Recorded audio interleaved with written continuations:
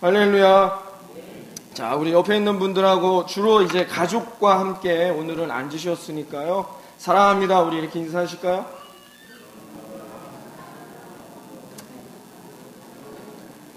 오늘은 이제 가족들과 함께 앉았으니까 사랑한다는 인사가 이렇게 어색하지는 않으실 수도 있어요. 그렇습니다. 반갑습니다.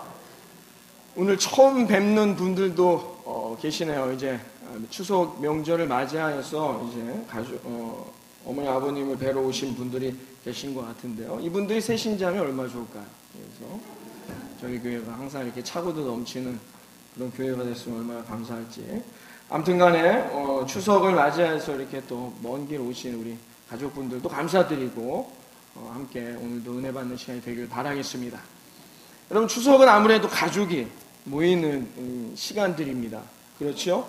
그런데 우리 주변엔 여전히 우리 가정 가운데 배우자의 문제로, 때로는 자녀들의 문제로, 때로는 아까도 기도했지만 경제적인 문제로 위기에 빠져 있는 가정들이 많이 있습니다. 겉으로는 별 문제가 없어 보이는 평범한 가정 같아 보이지만 사실상은 그 안으로 들어가면 큰 위기를 겪고 있는 가정이 많다는 것이죠. 사랑하는 우리 보문교회 성도 여러분, 그리고 가족 여러분, 추석을 맞이하여서 여러분의 가정이 만약에 이런 위기 가운데 있다면 여러분들이 이 위기를 벗어나 행복한 가정을 이루는 시간이 되기를 기도하겠습니다. 지금 은퇴하신 부장판사를 지내신 어느 교회 장로님이 계셨어요. 장로님이 소아마비의 장애를 갖고 계셨습니다. 그것만 빼면 정말 남부러울 것 없는 행복한 가정이었다라고 자부했습니다. 그런데 어느 날 딸이 이런 질문을 함으로 인해서 이 장로님 마음이 무너졌습니다. 이 딸이 질문하기를, 아빠, 천국에 가면 아빠도 잘 걸을 수 있지요? 하더라는 것입니다. 딸의 이 말을 듣는 순간 갑자기 눈물이 왈칵 쏟아지더라는 것이죠. 장로님 자신은 장애를 갖고 있었지만 자기 자신은 그것이 불행하다고 생각하지 않고 극복했다고 생각했는데, 그러면 모든 것이 다 해결될 줄 알았는데, 그래서 모든 것 남부러 할 것 없을 정도로 잘 갖추고 살아가는 인생이라고 생각했는데, 그러나 딸은 그렇지 않았다는 것입니다.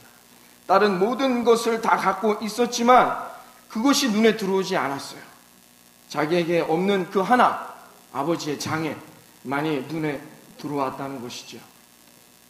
이 가정은 어떻게 해결할 수 있을까요? 사랑하는 성도 여러분, 안타깝지만 많은 사람들이 행복한 가정에 대한 꿈을 상실하고 있는 이 시대를 살고 있습니다. 그래서 쉽게 가정을 포기하는 경우가 있습니다. 쉽게 헤어지고 쉽게 집을 나가고 그렇게 가정이 붕괴되는 것을 우리는 지금 이 시대에 바라보고 있다는 것이죠. 과연 우리 가정도 행복한 가정을 이룰 수 있을까요? 오늘 이 질문에 대한 답을 오늘 성경 말씀이 주고 있습니다. 이 질문에 대한 답은 그렇다는 것입니다. 여러분도 행복한 가정을 이루어 나가실 수 있습니다. 오늘 본문에 그 답이 나와 있습니다. 18절을 보세요. 오직 성령의 충만을 받으라. 모쪼록 우리 사랑하는 성도님들의 가정에 성령의 충만한 가정 되시기를 바랍니다. 여러분, 오늘 읽었던 에베소서 5장은요, 5장 21절부터 에베소서 6장 4절은 우리가 이 가정에 대한 이야기를 할 때 너무나도 많이 들어왔던 본문의 말씀이지요. 여러분, 22절 이하에 보시면 한 번쯤은 다 들어보셨을 거예요. 아내는 남편에게 순종해라.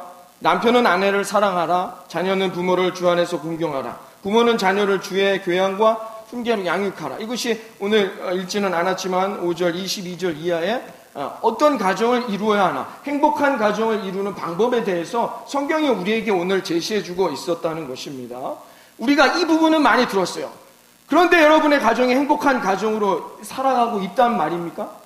자녀들을 남편에게 순종하고 아내를 사랑하고 주 안에서 부모를 공경하며 자식들을 말씀으로 양육하고 살아가려고 노력하는데 왜 내 가정은 행복하지 않냔 말이죠.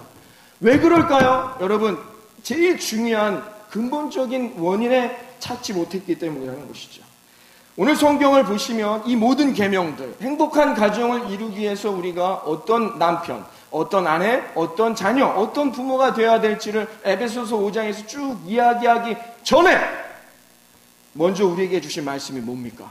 성령 충만을 받으라는 거예요. 성령 충만을 받아야 행복한 가정을 이룰 수 있다는 것입니다. 우리가 이 부분을 놓치고 뒤에 있는 22절 이하만 가붙들고 우리 가정에 행복하게 해달라고 매달리고 있지는 않은지 돌아봐야 합니다. 여러분, 그러므로 성령 충만을 받지 않으면 남편에게 순종하라 해서 아무리 순종한다고 해도 그 가정이 행복하지 않다는 거예요. 아내를 사랑하라고 해서 말씀대로 순종해서 아무리 아내를 사랑한다 할지라도 성령 충만을 받지 않으면 아무 소용이 없다는 것을 오늘 성경이 우리에게 말해주었다는 것입니다. 아무리 성령 충만을 받지 못하면 아무리 말씀대로 살아도 그건 그대로 사라지지 않는 거예요. 사랑하는 성도 여러분, 그러나 성령 충만을 받으면 저와 여러분이 말씀으로 살 힘이 생겨날 것을 믿습니다. 여러분이 성령 충만한 이 추석 명절 되시기를 바랍니다. 이게 행복한 가정을 이루는 방법인 것이죠. 제가 어느 잡지에서 읽었는데요, 어느 집사님의 간증입니다. 이 집사님이 아들을 낳았는데 9개월 되던 해에 안구암 진단을 받았어요. 눈에 암이 생겨 두 눈을 실명했습니다. 9개월밖에 되지 않은 아이였어요. 거기에다가 남편이 부도로 엄청난 빚을 떠안게 되는 상황에 이르렀습니다. 이 집사님의 인생은 절망과 고통밖에는 없었죠. 그런 상황에서 전도를 받고 교회를 나오게 됐습니다. 몸부림치면서 하나님 앞에 간절히 기도해 보았지만 이 상황은 점점 어려워져 가기만 한 것입니다. 그 형편이 점점 어려워져 가자 이 집사님 하나님을 원망하고 마음에 의심하는 마음도 생겨나기 시작했어요. 그러나 속해 인도자님이 늘 예배를 빠지지 않도록 권면하고 말씀으로 양육하고 기도로 그 집사님을 돌보자 영적인 눈이 띄어지기 시작했습니다. 이 새로운 세계가 펼쳐지기 시작한 거죠. 그러면서 제자훈련을 통해서 회개의 눈물과 성령의 충만함을 이 집사님이 경험하였습니다. 이 성령의 충만을 경험하고 났더니 자기가 살아있는 것 자체가 얼마나 감사한 것인지를 깨닫는 시각을 갖게 되었다는 것입니다. 그리고 예전에는 고통뿐이었다고 생각되었던 일들에 대해서도 감사의 조건들이 생겨나기 시작했다는 겁니다. 이 집사님 이렇게 간증합니다. 지금의 저는 세상적으로 볼 때 가진 것이 하나도 없이 보일 수 있습니다. 눈에 보이는 것은 앞을 보지 못하는 아들과 남편, 그리고 아직도 빚이 남아 있습니다. 하지만 제 생활은 행복 그 자체입니다.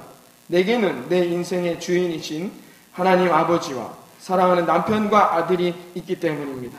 그들은 분명히 주님께서 나를 사랑하사 내게 주신 특별한 선물이라고 믿습니다. 그래서 더욱더 감사하며 사랑하지 않을 수 없습니다. 지금은 시어머니께서도 불교 신앙을 청산하셨습니다. 아직 교회는 나오지 않으시지만 집안에서 두 종교를 가질 수 없다며 대대로 내려온 불교 신앙을 어머니 댁에서 접겠다고 하셨습니다. 이 모두가 주님의 은혜가 아니겠습니까? 라고 간증하셨습니다. 사랑하는 여러분, 이 집사님의 가정을 지켜낸 힘은 어디에 있을까요? 이것이 바로 성령 충만인 것입니다. 사랑하는 여러분, 성령 충만한 저와 여러분 되기를 바랍니다. 그래서 여러분의 가정이 더욱 행복하고 문제가 있는 가정이 있다면, 위기에 처해 있는 가정이 있다면 오늘 이 시간 성령의 충만함으로 해결되어지는 이 추석 주일 아침이 되기를 주님의 이름으로 축원합니다. 그럼 어떻게 하면 우리가 성령 충만할 수 있을까요? 오늘 본문이 우리에게 세 가지를 제시합니다. 19절부터 나와 있습니다. 19절을 다 같이 읽어봅니다. 20절, 21절까지 19절부터 다 같이 읽어봅니다. 시작. 시와 찬송과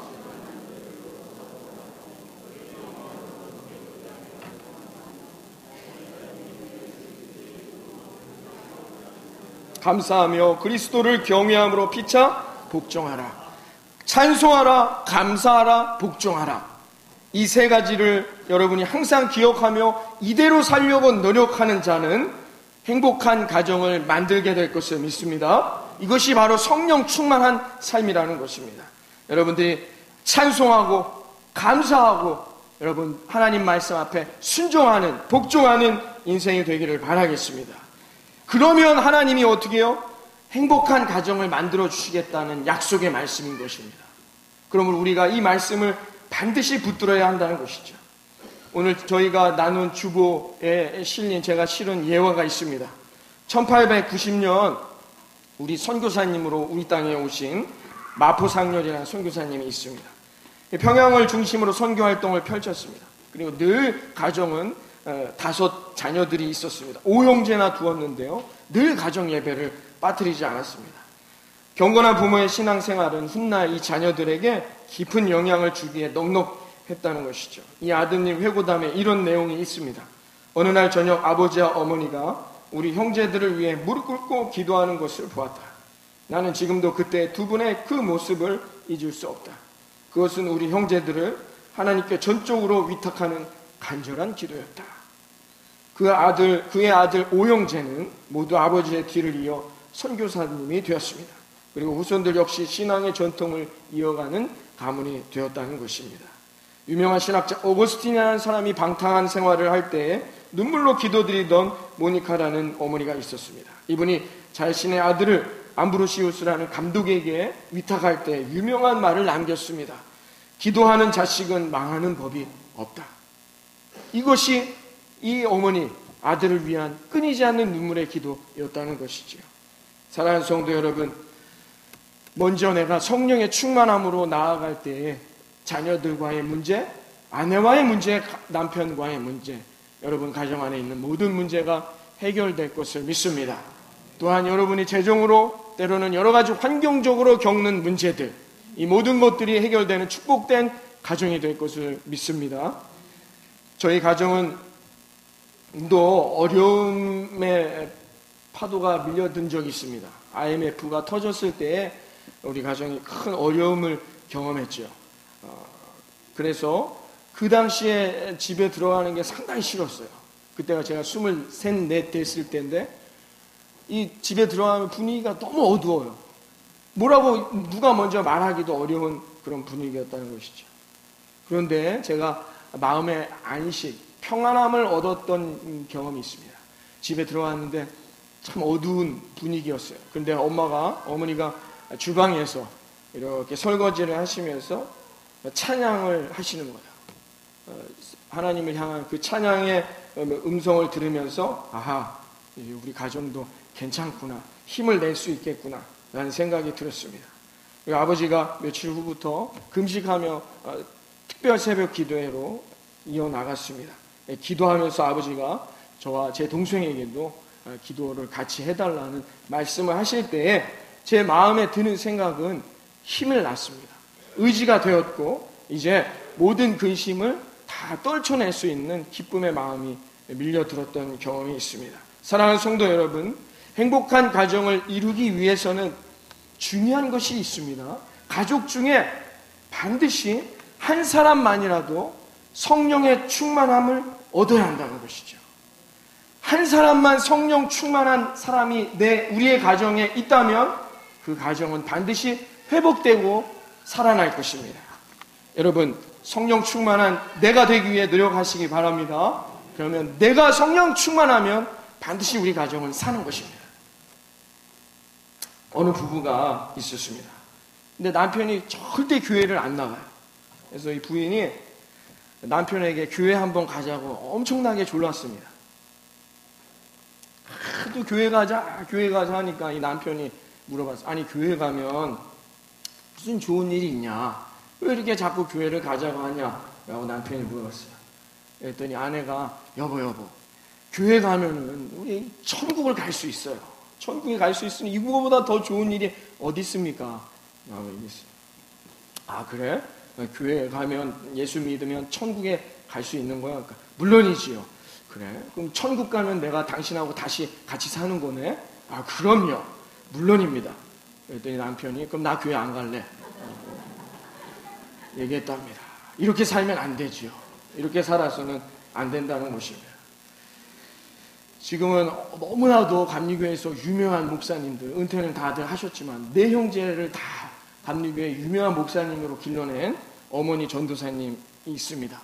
이 전도사님이 쓴 책에 보면 이런 얘기가 나와 있어요. 남편도 교회를 안 다녔어요. 그러니까 4명의 아들하고 어릴 때부터 손 붙잡고 새벽 예배 나가면서 아들들과 자기는 신앙생활 열심히 하는데 남편이 절대 교회는 오지도 않고 교회 얘기만 하면 비웃는 거예요. 그래서 너무 기분이 나쁘고 마음의 상처도 많이 받았답니다. 그러던 어느 날 하루는 식구들끼리 별로 웃을 일도 없고 해서 엄마 이 전도사님이 내 형제들에게 한 방에 모여 있는데, 야, 우리 다 함께 손바닥을 바닥에 대고 막 두들기면서 무조건 5분 동안 우리 함께 웃자, 이렇게 얘기했답니다. 막 방바닥을 두들기면서 막 웃기 시작했습니다. 근데 막 웃다 보니까 가족들이 진짜 웃긴 거예요. 그냥 이 상황이 웃기기도 하고 해서 막 진짜로 크게 박장대소 하며 웃었습니다. 근데 그때 마침 남편이 집에 들어왔죠. 뭐 하는 거냐고 물었습니다. 그랬더니 그냥 막 웃다가 그냥 옆에 아이들이 웃는 게 우스워서 웃고 있습니다 하면서 막 했어요. 그러다 보니까 남편도 그 모습을 보면서 막 웃는 것입니다. 그렇게 하면서 한 가족들이 같이 웃으면서 그 시간에 분위기를 지냈다는 거죠. 그때 이 전도사님 마음에 드는 생각이 뭐였느냐, 회개했다고 합니다. 남편이 교회를 나가지 않는 것이 내 탓이구나 라고 회개했다는 것이죠. 왜요? 남편을 사랑으로 권면하기보다 원망하고 미워하고 짜증내고만 있었다는 것입니다. 그것이 나의 문제였다는 것을 그 시간 깨달았다는 거죠. 그 함께 막 웃던 그 시간이 그 가정 안에 성령의 충만함이 임한 시간이었다는 것이죠. 그래서 원망의 기도가 회개의 기도로 바뀌는 놀라운 역사를 경험했다. 이 전도사님이 간증하는 내용을 들었습니다.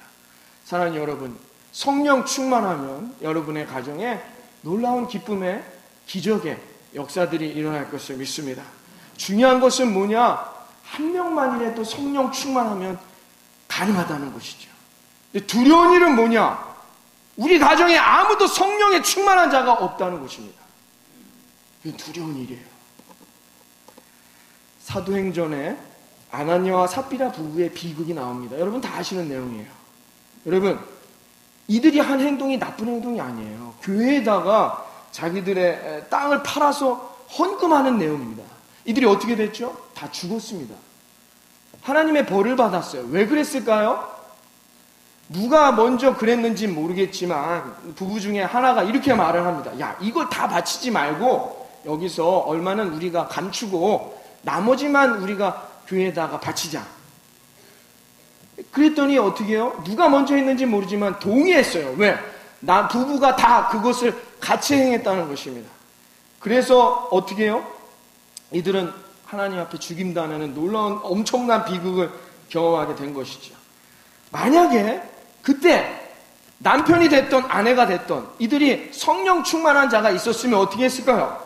안 됩니다. 하나님이 원하는 뜻이 아닙니다. 라고 그 일을 하지 못하게 했을 것입니다. 그러나 어떻게 해요? 그 누구도 성령 충만하지 않자 그 가정은 무너지는 가정이 되었다는 것입니다. 가족끼리 살다 보면 하나님의 뜻과 반대되는 삶을 살 수 있습니다. 주일이 되었습니다. 아내가 때로는 남편이 교회 갑시다 할 때 아이고 이번 주 예배는 빠집시다 라고 할 수도 있습니다. 이번 달에는 갑자기 수입이 늘어나면은 여보 아니면 아내가 때로는 남편이 그 수입이 이번 달만 늘어난 거니까 11조는 원래 하던 대로 합시다 라고 말할 수 있다는 것입니다. 만약 이런 이야기가 나올 때에 그 누구 하나 성령 충만하지 못하여 세상적으로 관점을 바라보고 살아간다면 여러분 우리 가정은 안에는 행복은 없다는 것입니다. 여러분 아담과 하와를 보세요. 두 사람을 하나님이 한 몸을 이루게 했어요. 왜요? 행복한 가정을 만들라는 하나님의 뜻이었습니다. 근데 아담이 어떻게 해요? 하나님보다도 아내에게 더 끌렸다는 것입니다. 그래서 선악과를 먹게 된 거예요.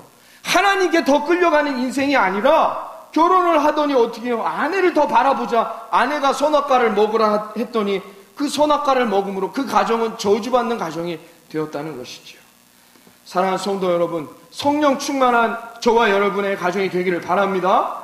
내가 성령 충만하면 내 가정은 살아날 수 있다는 거예요. 내가 성령 충만하면 내 가정은 행복해질 수 있다는 것입니다. 21절에 뭐라고 얘기합니까? 21절 읽어봅니다. 다 같이 시작.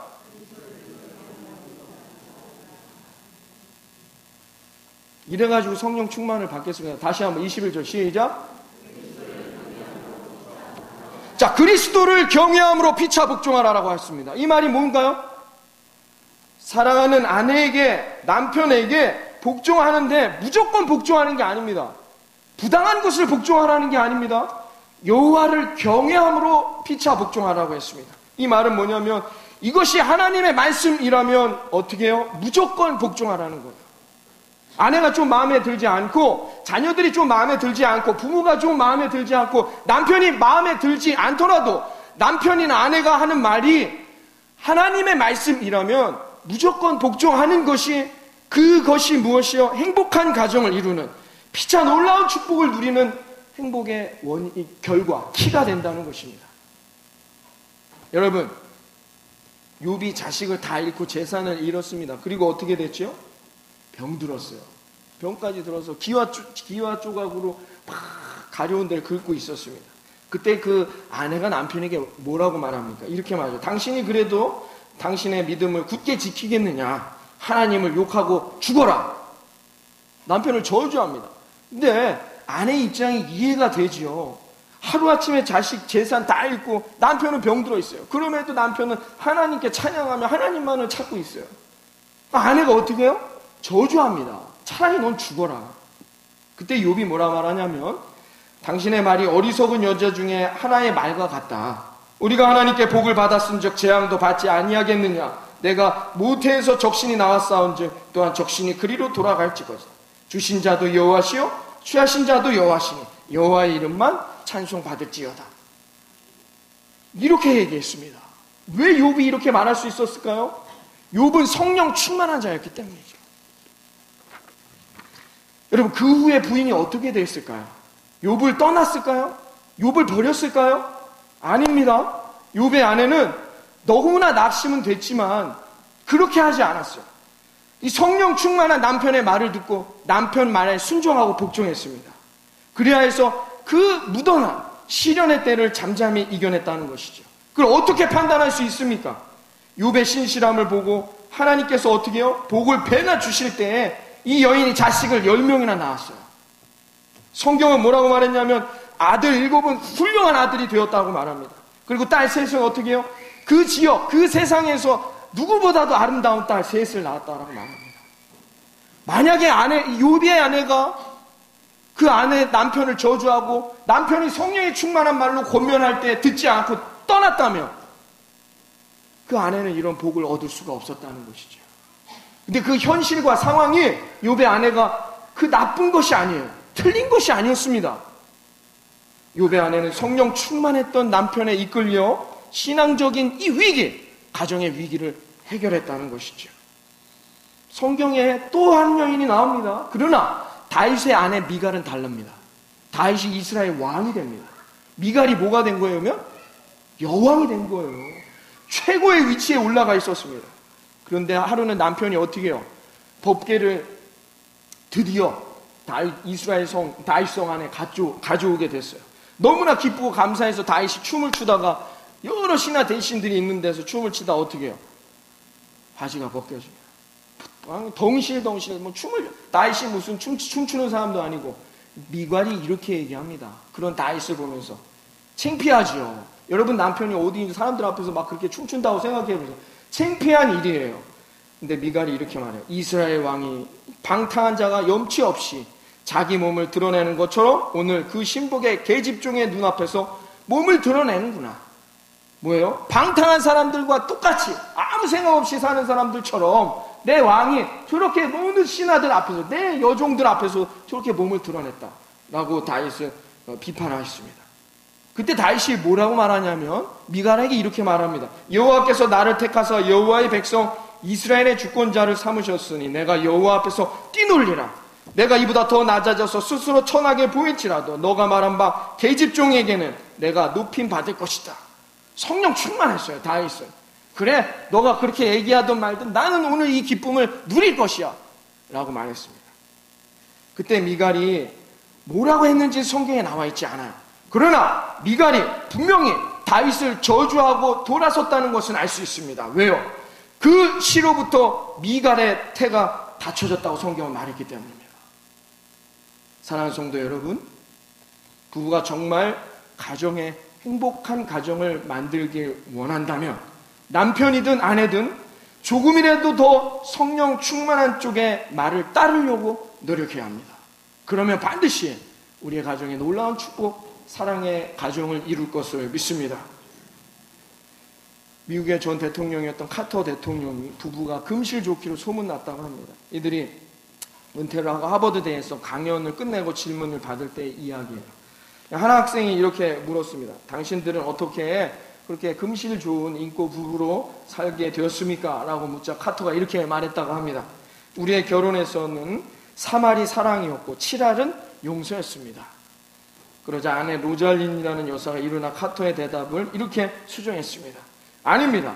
우리의 결혼은 1알이 사랑이었고 9알이 용서였습니다. 장래가 웃음과 박수의 도가니로 넘쳤습니다. 용서하라는 것은 성경의 말씀입니다. 말씀에 순종하는 것, 여러분 이것이 성령 충만한 것입니다. 여러분 리브가가 쌍둥이를 태중에 가졌을 때 너무 배 안에서 싸웠습니다.